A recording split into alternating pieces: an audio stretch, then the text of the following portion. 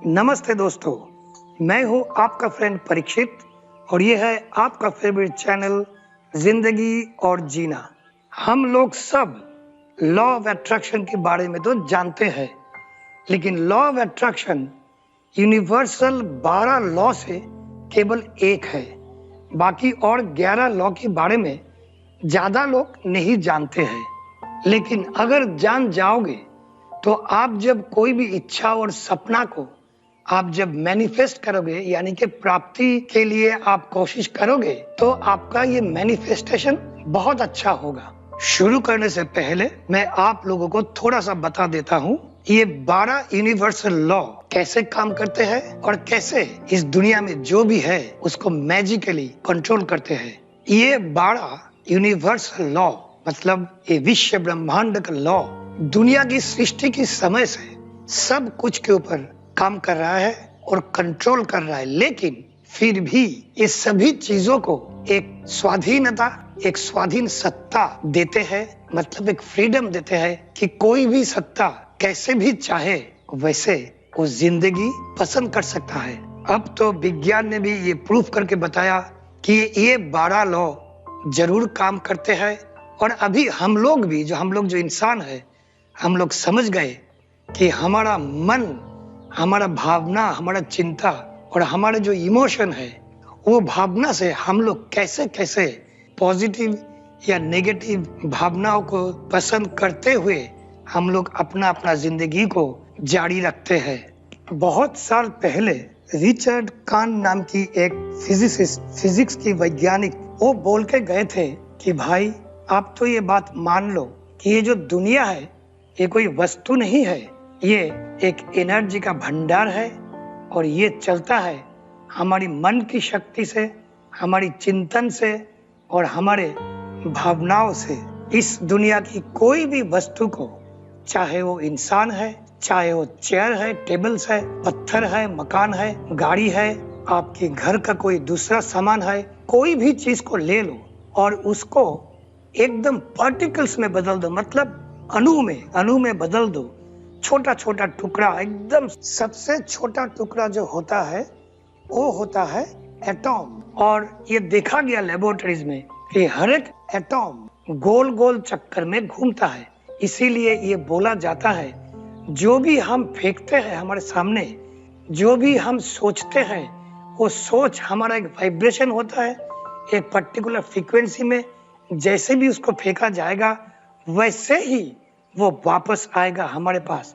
इसीलिए अगर नेगेटिव सोचोगे तो नेगेटिव चिंता, नेगेटिव चीजें आपके पास वापस आता है, और पॉजिटिव सोचोगे तो हर एक पॉजिटिव सोच आपके पास फिर से वापस आएगा। और ये वापस कभी भी आ सकता है, अभी के अभी भी आ सकता है, थोड़ा देरी भी हो सकता है। ये निर्भर करता है आप कितना सीरियसली, कितना इंटेंसिटी लेके आप आपके चिंताओं को बाहर की दुनिया में भेजे हो। और हमारे ये सब भावनाओं को बाहर की दुनिया में, विश्व ब्रह्मांड में भेजने से पहले ये भी बहुत जरूरी है कि आपका इमोशन, आपका जो अनुभूति, कितने उसमें लगे हुए हैं। इमोशन बहुत ही इंपॉर्टेंट चीज है, क्योंकि इमोशन हमें समझाते हैं कि हमारा अंदर का क्वालिटी ऑफ थॉट्स, मतलब हमारा जो चिंतन है उसका क्वालिटी क्या है वो समझने में। आप जब आपकी भावनाओं के साथ आपके इमोशन को लगा दोगे तब उसका एनर्जी बहुत बढ़ जाता है, और इसके कारण आपके जो सपने हैं वो जल्द से जल्द आपके पास वस्तुओं के रूप में आपके सामने विकसित हो जाएगा। ये ख्याल रखो दोस्तों कि आपकी जिंदगी के लिए आप खुद ही रिस्पॉन्सिबल हो। आप किस ढंग से सोचते हो, किस ढंग से वो सब सोच को आप विश्व ब्रह्मांड में भेजते हो, इसके ऊपर आधार है कि आप किस तरह का जिंदगी पाओगे। विश्व ब्रह्मांड की वो 12 लॉ यानी कि नियमों की बात में आने से पहले एक आखिरी बात बताता हूँ। आप इस मुहूर्त में कैसे फील कर रहे हो? आपको दुखी लग रहा है कि सुखी लग रहा है? आप टेंशन में हो या आप आनंदित हो? ये सब आपको बताते हैं कि आपकी जो एनर्जी का जो वाइब्रेशन है वो विश्व ब्रह्मांड की एनर्जी के साथ अलाइंड है कि नहीं। अलाइंड मतलब वो मैच हो रहा है कि नहीं। अगर आप दुखी हो, अगर आप टेंशन में हो, इसका मतलब है आपका एनर्जी लो है और आप ये विश्व ब्रह्मांड की एनर्जी के साथ मिसमैच्ड हो। अगर आप आनंदित हो, सुखी हो, उत्साहित हो, तो आप समझ लेना कि आपकी एनर्जी का फ्रीक्वेंसी अभी विश्व ब्रह्मांड की फ्रीक्वेंसी के साथ बिल्कुल मैच हो रहा है। ये वीडियो थोड़ा लंबा है, अगर यहाँ तक सुनने के बाद आप बोर हो गए हो तब आगे कुछ नहीं समझोगे। अभी मैं डायरेक्टली आ जाता हूँ वो बड़ा विश्व ब्रह्मांड की नियम यानी कि यूनिवर्सल लॉ के ऊपर। पहला, the law of divine oneness, मतलब सबके साथ एकात्म होने का नियम। इसको एक्सप्लेन करने के लिए हमारे भारतीय एक बहुत बढ़िया शब्द है, वो है नमस्ते। नमस्ते का अर्थ है मैं आपके सामने सर झुकाता हूँ। ये बोलने का ये भी मतलब है कि हम मान लेते हैं कि हम लोग सब ये विश्व ब्रह्मांड की एक अंश है और हम सब एक है। जो आप हो मैं भी वही हूँ। तो मुझे लगता है कि आपको ये समझ में आ गया कि नमस्ते का जो अर्थ है वही है the law of divine oneness, अर्थात सबके साथ एकात्म होने का, एकात्म फील करने का नियम। इससे आप यही स्वीकार कर रहे हो कि हमारे सबके अंदर वही एक विश्व पिता या माता की एनर्जी रहते हैं। लॉ ऑफ डिवाइन वननेस यही कहते हैं कि दुनिया की सभी चीजें, सभी वस्तु, सभी प्राण और सब एनर्जी का सोर्स या सूत्र एक है। हमारे विश्व ब्रह्मांड सबकी एनर्जी वहीं से आते हैं। इस नियमों के अनुसार हम लोग सब ये मान लेते हैं कि हम लोग सब कनेक्टेड है। हम खुद की लेवल पे जो भी कर्म हम करते हैं उसकी सब की असर हमारे सब के ऊपर पड़ता है। इसका मतलब समझना बहुत इजी है कि हम लोग सब जुड़े हुए हैं, हम लोग एक नेटवर्क है, हम लोग सब कनेक्टेड है। वही सर्वर के साथ, इंटरनेट में जैसा सर्वर होता है ना, वही सर्वर के साथ जो सर्वर ये दुनिया चलाते हैं। और ये लॉ हमें ये भी सिखाते हैं कि हम लोग कैसे एक दूसरे के लिए अच्छे कर सकते हैं, कैसे हम समाज के लिए काम में आ सकते हैं।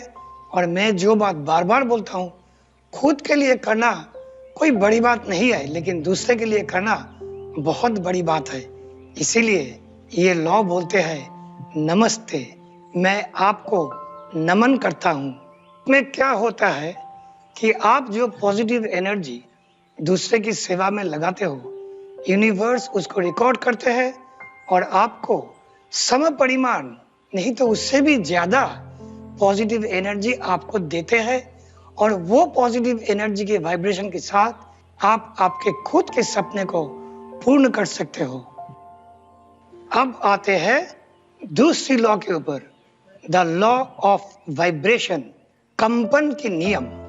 एल्बर्ट आइंस्टाइन बोले थे कि तुम जो चीज को चाहते हो उसकी वाइब्रेशन के साथ, उसकी फ्रीक्वेंसी के साथ तुम अपना खुद का वाइब्रेशन को मैच करो और कोई भी तुम्हें वो चीज पाने से रोक नहीं सकते हैं। ये कोई दर्शन नहीं है, ये फिजिक्स है। हमारे हर एक सोच, हर एक भावना, हर एक इमोशन, हर एक चिंता, इन सब की एक अलग अलग फ्रीक्वेंसी होता है, उनकी खुद की फ्रीक्वेंसी। और ये सब एक गोलाकार चक्र में घूमते रहते हैं अपने अपने जगह, लेकिन सब सबसे कनेक्टेड। हमारे सोच, भावना, विचार, नजर, इन सब का और इमोशन का बहुत स्ट्रॉन्ग फ्रीक्वेंसी होता है और इन सभी में आकर्षण करने की ताकत बहुत तगड़ा होता है। तुम अगर तुम्हारे फीलिंग्स को पहचान लिया और तुम्हारे इमोशन किस हाल में है ये अगर तुम जान लिया तो तुम्हारे चीजों की तुम जो भी चाहते हो वो पाने में वो बहुत बड़ा मदद कर सकता है। एक ही तरह का फ्रीक्वेंसी एक ही तरह का फ्रीक्वेंसी को अट्रैक्ट करते हैं। मतलब अगर आपकी इमोशन में नेगेटिव फ्रीक्वेंसी यानी कि लो फ्रीक्वेंसी बहुत ज्यादा है तो आप लो फ्रीक्वेंसी वाले चीजों को या फीलिंग्स को आप अट्रैक्ट करोगे। इसीलिए मैंने बोला अगर आपको ऐसा लगे कि आप सुखी नहीं हो इसका मतलब आपका फ्रीक्वेंसी बहुत खराब है और आप खराब फ्रीक्वेंसी को अट्रैक्ट करोगे। अगर आपको ऐसा लगे कि आपका फ्रीक्वेंसी आज बहुत अच्छा है तो आप अच्छे चीजों को अट्रैक्ट करोगे। और इसके लिए आपको ज्यादा कुछ करने का जरूरत नहीं है।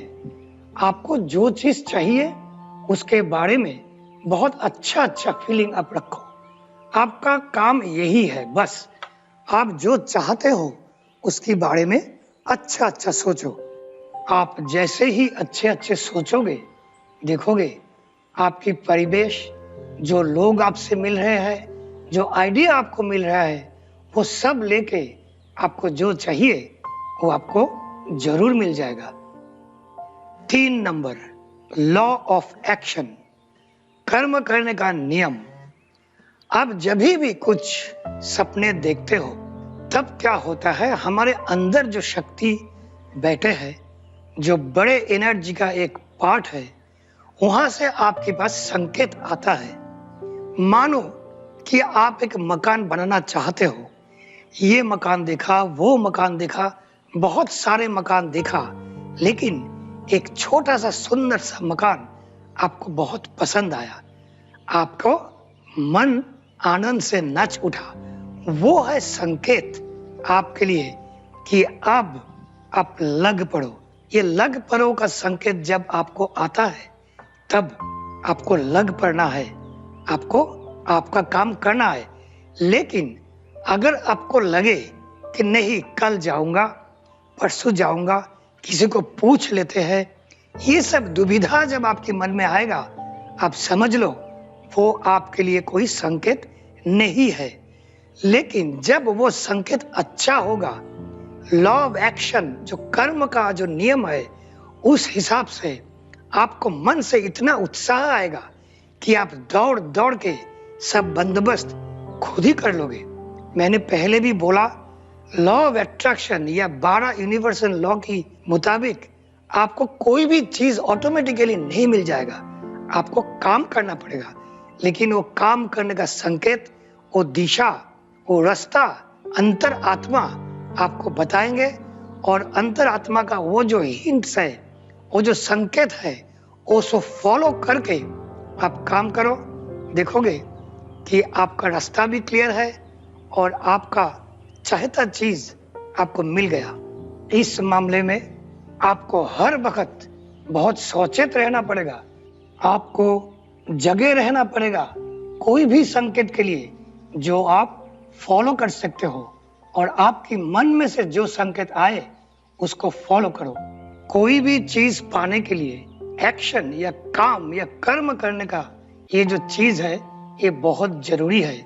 हम लोग जानते तो है कि हमें क्या चाहिए, लेकिन हमारे मन में संदेह होता है, दुविधा होता है, हम लोग इसको उसको पूछते रहते हैं और लोग हमें कंफ्यूज कर देते हैं।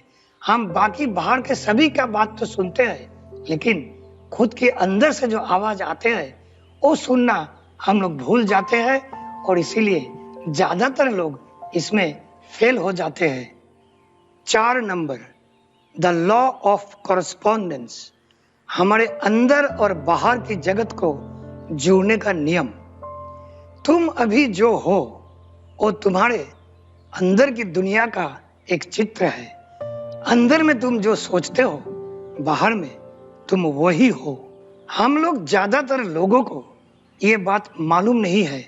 हम लोग सोचते हैं हमारे बाहर की दुनिया ही सच है, लेकिन असल में हमारा अंदर जो सच है वही हमें बाहर दिखाई देता है और वही बिल्कुल उसी तरह हमको दूसरे लोग देखते रहते हैं। तुम्हारे कैरियर यानी कि तुम्हारे नौकरी, तुम्हारे बिजनेस, तुम्हारे लिखाई पढ़ाई, तुम्हारे रिलेशनशिप, तुम्हारे संपत्ति, तुम्हारे पैसा, जो भी है वो जो तुम अंदर सोचते हो उसी का एक रिफ्लेक्शन है। तुम सोच सोच के इन सबको अट्रैक्ट करते रहते हो क्योंकि तुम्हारे अंदर की दुनिया से ये वाइब्रेशन बाहर की दुनिया में जाते हैं और वो सारे चीज तुम्हारे पास लाते हैं। इसीलिए ये लॉ ऑफ कॉरेस्पॉन्डेंस यानी कि हमारे अंदर का और बाहर की दुनिया को जोड़ना, किस वाइब्रेशन से जोड़ना, कैसा फ्रीक्वेंसी से जोड़ना और कैसा सोच से जोड़ना, ये बहुत इंपॉर्टेंट है। ये याद रखना, हमारे बाहर की दुनिया से हम लोग इतने इन्फ्लुएंस्ड है कि हम लोग अंदर झांक के देखना भूल जाते हैं और बाहर जो भी देखते हैं अनाप शनाप, जो हमें अच्छा नहीं लगता है, उसी से हम लोग अंदर का दुनिया बना लेते हैं। लेकिन सच तो ये है दोस्तों कि आप लोगों का अंदर का दुनिया से आपका बाहर की दुनिया को बनाना है। इसीलिए लॉ ऑफ कॉरेस्पॉन्डेंस यानी कि अंदर और बाहर का जगत को ठीक ढंग से जोड़ना, पॉजिटिविटी से जोड़ना, ये बहुत इंपॉर्टेंट बात है।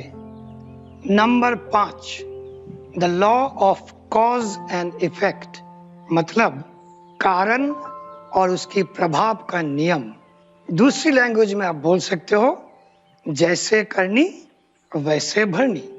आप जो दुनिया को दोगे वही आपको मिलेगा। हम लोग जैसे जैसे दूसरे के बारे में, दूसरे की जिंदगी से हम लोग जैसे जैसे संपर्क रखेंगे वैसे वैसे चीजें हमें मिलते रहेगा। ये बहुत सीधी सी चीज है। आप किसी को प्यार करोगे तो आपको प्यार मिलेगा। आप किसी से जलन रखोगे तो वही जलन आपको वापस मिलेगा। आप अगर आज बहुत खराब फाइनेंशियल परिस्थिति में हो, आपका माली हालत बहुत खराब है, इसके लिए बाहर की किसी को भी आप दोष नहीं दे सकते हो। उसके लिए दोषी केवल आप और आप हो, क्योंकि आप पैसे के बारे में वैसे वैसे सोचते हो जिसके लिए पैसे आपसे भाग गए। इसीलिए अभी से अपने परिस्थिति के लिए बाहर की दुनिया को या बाहर की किसी को भी दोषारोप करना अभी से बंद करो, क्योंकि परिस्थिति आपने सृष्टि किया आपके विचारों से, आपके गलत वाइब्रेशन से। अभी से अपना गियर शिफ्ट करो और रिस्पॉन्सिबिलिटी लेना सीखो। जो भी गलत चीज आपके साथ हुआ है उसकी दायित्व आप खुद लो, क्योंकि वो काम आप खुद ही किए हो।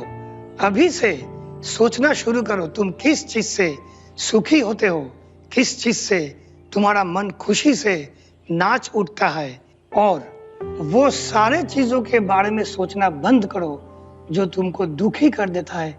तुम्हारा आत्मा को जिस चीज से बिल्कुल शांति नहीं मिलता है।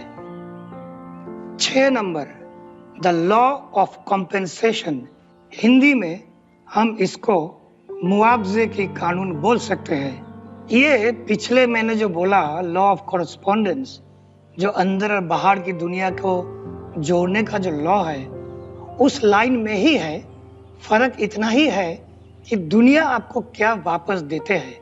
ये जो विश्व ब्रह्मांड का जो वाइब्रेशन है, जो आपसे रिसीव किया है, वो रिसीव करने के बाद जो वाइब्रेशन आप उनको भेजोगे, वो उनको मिलने के बाद वो आपको क्या देते हैं। आपको वो दुख दे सकता है, सुख दे सकता है, आपको एग्जाम में अच्छा मार्क्स दे सकता है, आपको एग्जाम में फेल करवा सकता है, आपका रिलेशनशिप बहुत अच्छा बना दे सकता है, आपका रिलेशनशिप बहुत खराब कर दे सकता है। और ये सब निर्भर करेगा कि आप किस प्रकार का वाइब्रेशन आप बाहर भेज रहे हो। आप बहुत बुरे सोचते हो खुद के बारे में कि मुझसे नहीं होगा, तो दुनिया को वो मुझसे नहीं होगा का वाइब्रेशन जैसे ही पहुंचेगा वो आपको वापस करेगा कि आपसे कुछ भी नहीं होगा। ये बहुत सिंपल है, सारे लॉ बहुत सिंपल है, थोड़ा सा समझने का बस बाकी तो आप लोग सब जानते ही हो कि बुरा सोचने से बुरा होता है और अच्छा सोचने से अच्छा होता है। जैसे कि हमारे दादी लोग पुराने जमाने में बोलते थे कि बेटा शुभ शुभ बोल, शुभ शुभ बोल, उन लोगों को भी पता था। लेकिन जब से हम लोग ये प्लास्टिक की दुनिया में प्रवेश कर गए, तब से हम लोग ये सारे बातें भूल गए। हम लोग बाहर जो देखते हैं वही सोचते हैं और वही सोच की वाइब्रेशंस हम बाहर की दुनिया में ये विश्व ब्रह्मांड को भेजते हैं और विश्व ब्रह्मांड हमें उसकी वापसी करते हैं, 2 गुना 4 गुना 10 गुना करके। 7 नंबर अब आया हमारे बहुत फेमस लॉ ऑफ अट्रैक्शन में, आकर्षण का नियम या कानून, जो भी आप बोलो। आकर्षण का नियम सीधी हिसाब से यही बोलते हैं कि हर एक शब्द, हर एक आवाज, हर एक सोच और हर एक भावना, हर एक फीलिंग्स, ये सब एक प्रकार का एनर्जी है और वो सब एनर्जी वही अट्रैक्ट करेगा जैसे एनर्जी तुम उत्पन्न करोगे। मतलब आप अगर गलत शब्द बोले हो, उसका जो एनर्जी होगा वही आप आकर्षित करोगे। आप अगर गलत सोचोगे, उस गलत सोच का जो एनर्जी होगा आप वही आकर्षित करोगे।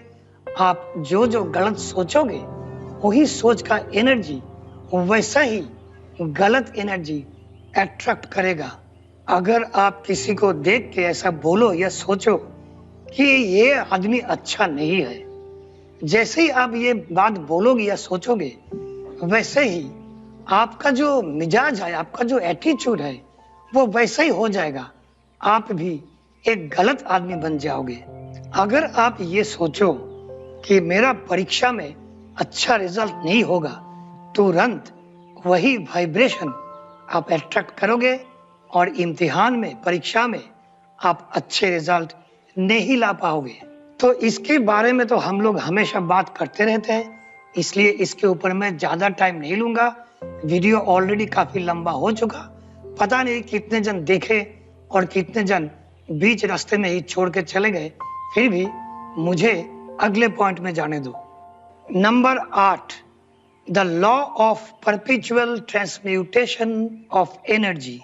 नाम थोड़ा सा कठिन है, मैं हिंदी में बोलने का प्रयास करता हूं। The law of perpetual transmutation of energy मतलब एनर्जी की सतत प्रसारण का नियम।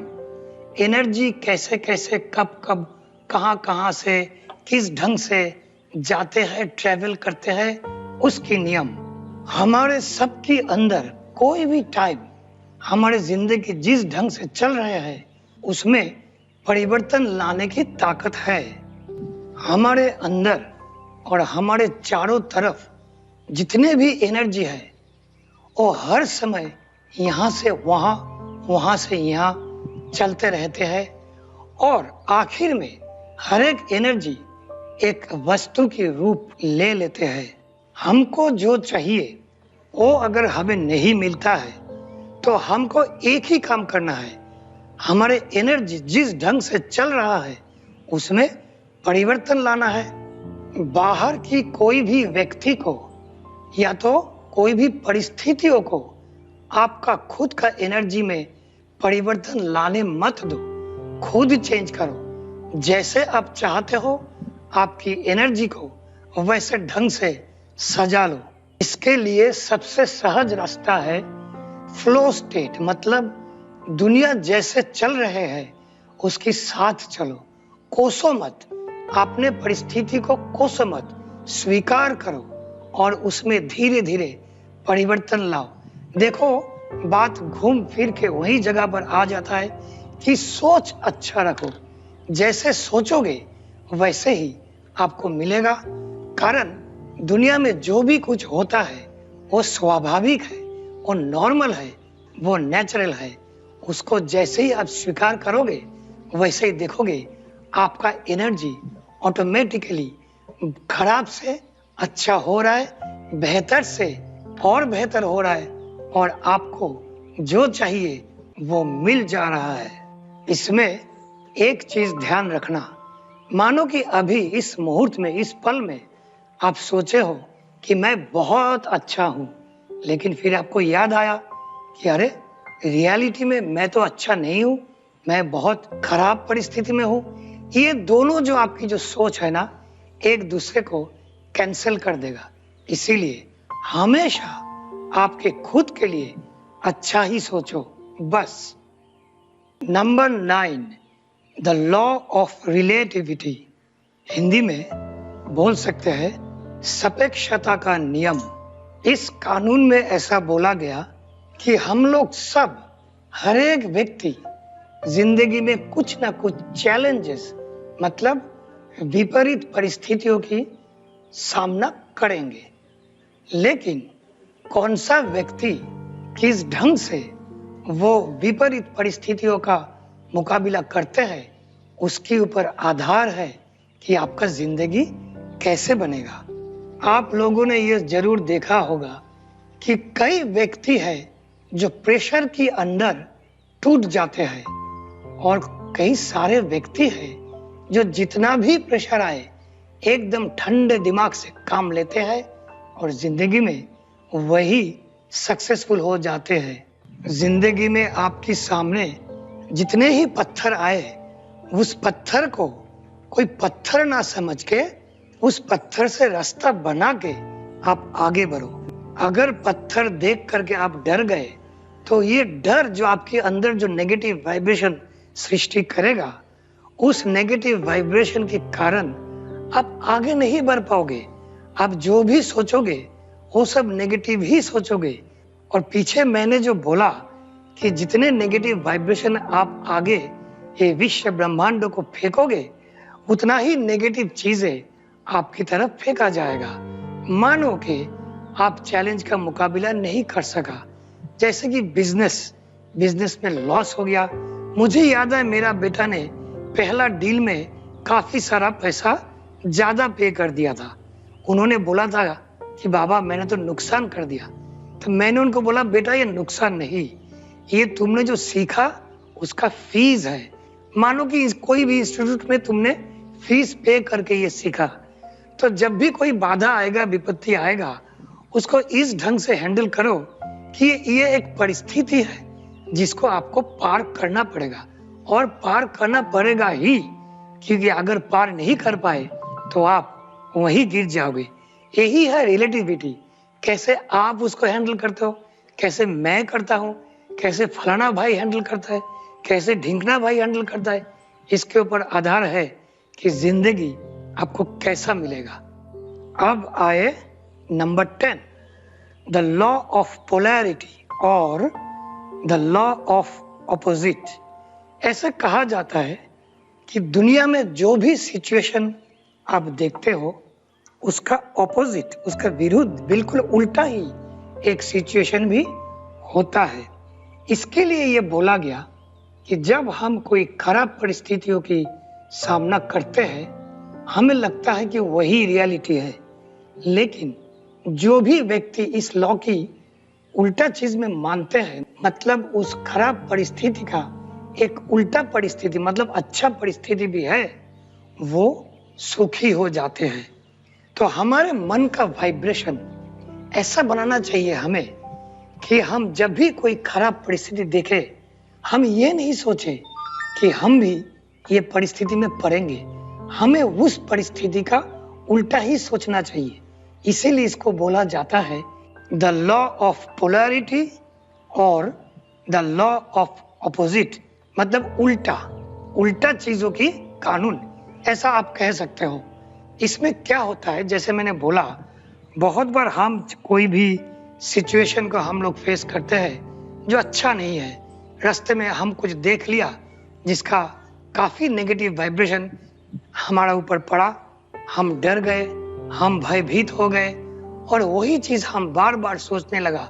तब हमें ये सोचना चाहिए कि इसका उल्टा परिस्थिति क्या हो सकता है। तो मानो कि कोई व्यक्ति रास्ते में पड़े हुए है, खाना नहीं है, हम लोग वो देखे और सोचे हमारा जिंदगी में भी ऐसा एक परिस्थिति आएगा। ये नहीं सोच के हम अगर सोचे कि हम तो अभी बहुत अच्छे हैं, हमारा परिस्थिति बहुत अच्छा है, हमें खाना भी मिलता है और हम रास्ते में पड़े भी नहीं है, तो ये सोचने से क्या होगा, हमारा मन में बहुत सारा पॉजिटिव एनर्जी का वाइब्रेशन क्रिएट होगा और वो पॉजिटिव वाइब्रेशन का जो एनर्जी है वो एनर्जी हम लोग यूज कर सकते हैं बाहर की विश्व ब्रह्मांड की दुनिया में फेंकने के लिए, ताकि वो विश्व ब्रह्मांड हमें अच्छे अच्छे चीज वापस दे, यानी कि हमारे जितने सपने हैं उसको साकार करे। अब आया नंबर 11। नंबर 11 है द लॉ ऑफ रिदम, अर्थात लय का नियम। रिदम जैसे ताल होता है वैसा लय, ये लय का नियम है। ये जो नंबर 11 का लॉ है, लॉ ऑफ रिदम, ये बहुत सीधा है। हर चीज में एक संगीत होता है, एक लय होता है। लय मतलब रिदम। जैसे ताल होता है ना, जैसे सुबह होता है, जैसे दोपहर होता है, जैसे शाम पड़ता है, जैसे रात होता है, एक नियम के मुताबिक होता है। ऐसे ही हर एक चीज, हर एक वस्तु, इंक्लूडिंग इंसान, हम लोग को लेके हम लोग सब एक रिदम में हम लोग झूमते रहते हैं, मतलब हम लोग वाइब्रेट करते रहते हैं। उस रिदम में जब भी कोई गड़बड़ी होता है तो हम दुखी होते हैं, या तो हम बीमार पड़ते हैं, या तो हमारी जिंदगी बंद हो जाता है। जब भी आप कुछ भी चीज मांगोगे, आप कोशिश करो उस चीजों को इतना प्यार देना, क्योंकि प्यार, लव एक बहुत बड़ा रिदम है। जो भी चीज आप मांगोगे, किसी को देख के मत मांगो, उस चीज से इतना प्यार करो कि वो चीज जिस ढंग से नाच रहे हैं, जिस रिदम से हिल रहा है, उसका एनर्जी, उसका जो फ्रीक्वेंसी है, वो तो आप माप नहीं पाओगे, लेकिन जैसे ही आप प्यार देते रहोगे, उसका एनर्जी का रिदम आपको पता पड़ जाएगा। मतलब फ्रीक्वेंसी भी एक रिदम ही होते हैं, लेकिन रिदम साधारण के जीवन के लिए बहुत ज्यादा नजदीक लगता है ये शब्द, इसलिए मैं इसको रिदम बोल रहा हूँ और नाच बोल रहा हूँ। कोई भी चीजों की नाचने की जो स्टाइल है, नाचने का जो रिदम है, जो जिस ताल से वो नचता है, उसको इमेजिन करो, उसको अनुभव करो, देखोगे वो चीज जल्द ही आपके पास पहुंच गए। जिस चीज को आप चाहते हो उसके नजदीक पहुंचने के लिए, उसके रिदम को जानने के लिए मेडिटेशन एक बहुत बड़ा रास्ता है, एक बहुत स्ट्रॉन्ग रास्ता है। आप उसके ऊपर, उस चीज के ऊपर, उस वस्तु के ऊपर, उस व्यक्ति के ऊपर आप मेडिटेशन करो, उसके बारे में सोचो, उसको अनुभव करने का ट्राई करो कि वो कैसा है, वो मिलने के बाद आपको कितना आनंद मिलेगा, कितना खुशी आपको मिलेगी, ये सोचो, देखोगे उसका रिदम अपने आप आपके पास आ जाएगा, आप उनको पहचान पाओगे और जल्द ही जल्द वो चीज आप मैनिफेस्ट कर पाओगे। ऐसा करने से आपको एक नया रिदम की मालूम पड़ेगा और इसमें डरने का कोई बात नहीं है। आपके शरीर में या आपके मन में शायद काफी चेंज आएगा, उस चेंज को एक्सेप्ट करो। जिसको चाहते हो, जो चीज, वस्तु आप चाहते हो, उसका रिदम आपको एक्सेप्ट करना पड़ेगा, और अगर एक्सेप्ट करोगे तो ही आपको वो चीज मिलेगा और आप जल्द ही जल्द वो चीज आप मैनिफेस्ट कर लोगे। तो ये रहा लॉ ऑफ रिदम नंबर 11। अब आते हैं आखिरी यानी कि नंबर 12 पर। नंबर 12 है द लॉ ऑफ जेंडर, यानी कि लिंग का नियम, पुंगलिंग स्त्रीलिंग। दुनिया में जो भी चीज है, जितने भी चीज है, सबका 2 जेंडर होता है, 2 लिंग, मतलब पुंगलिंग स्त्रीलिंग, और ये दोनों की मिलन से एक नया एनर्जी का जन्म होता है। 2 प्रकार का एनर्जी जब मिलते हैं, दोनों ही एक नया कुछ एनर्जी का जन्म देता है। अभी वो जो जन्म होगा वो पॉजिटिव होगा, आपके लिए अच्छा होगा, या नेगेटिव होगा, आपके लिए बुरा होगा। ये सारे आपके ऊपर, आपकी इच्छाओं के ऊपर, आपके विचार, आपकी दृष्टिभंगी के ऊपर आधार है। और वो नए चीज के जन्म से पहले एक जेस्टेशन पीरियड होता है, बिल्कुल वैसा ही जैसे एक बच्चे के जन्म के लिए 9 महीना चाहिए। आप जब भी कुछ नए सृष्टि कर रहे हो, आपको उसको समय देना पड़ेगा। आप अगर अधैर्य होके पूछते रहो कि दादा भाई इतना दिन से कर रहा हूं लेकिन अभी तक तो कुछ हुआ नहीं, इसका कोई मतलब नहीं है। कारण कि एक एक जन का एनर्जी लेवल अलग अलग होता है।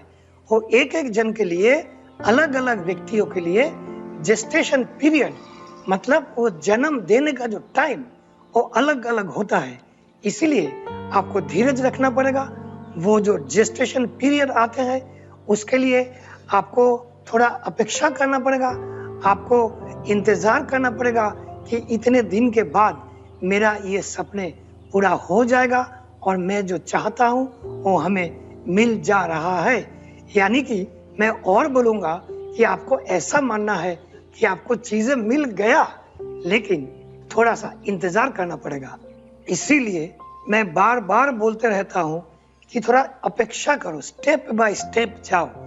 अगर आप एक झोपड़ी में बैठे अब भी सोचोगे कि मुझे एक 707 जेट प्लेन चाहिए और मुझे ये मिल गया, उसमें बहुत समय लगेगा, क्योंकि स्टेप बाय स्टेप जाना पड़ेगा। पहले आपको आपका इनकम का बंदोबस्त करना पड़ेगा, बिजनेस को आपको बहुत बढ़ाना पड़ेगा, इतना बढ़ाना पड़ेगा कि आपको वो प्लेन खरीदने का पैसा आपके पास आ जाए। इसीलिए ये जेस्टेशन पीरियड या तो इंक्यूबेशन पीरियड बोलो, इनका हिंदी हमें नहीं पता, आप देख लेना। ये टाइम बहुत जरूरी है। स्टेप बाय स्टेप जाओ, हर एक पल का जो इम्पोर्टेंस है उसको समझा करो, हर एक पल को आप एंजॉय करो और हर एक पल के लिए, हर एक मुहूर्त के लिए ईश्वर के पास आभार मानो और बोलो कि बहुत धन्यवाद कि मुझे इतना तो मिला। दूसरे के पास तो वो भी नहीं हो सकता है, लेकिन आपके पास जो है उसके लिए आप आभार मानो, देखोगे आप नेक्स्ट स्टेप में पहुंच जाओगे। तो आज का वीडियो थोड़ा लंबा हो गया, लेकिन फिर भी ये बहुत जरूरी था कि मैं ये सारे बात आप लोग को समझाऊं, क्योंकि ये सारे चीज मिलके ही आप मैनिफेस्ट बढ़िया ढंग से कर सकते हो। नहीं तो थोड़ा थोड़ा जरूर करोगे, लेकिन आपके मन में जो संपूर्ण सपने जो आपके मन में है वो शायद आप पूरे नहीं कर पाओगे। इसके लिए इस वीडियो को बार बार देखो, समझने की ट्राई करो। मुझे पता है थोड़ा सा ज्यादा डेटा खर्चा जरूर होगा, लेकिन एक मूवी देखने से अच्छा है कि आप ये सुनो और आपकी जिंदगी बढ़िया बनाओ, फिर बढ़िया बनने के बाद जरूर मूवी देखना। तो आज यहाँ तक बोलना था। आप लोग सब अच्छे रहो, आप लोग सबका मंगल हो, फिर मिलेंगे। जाइए, जीत के आइए।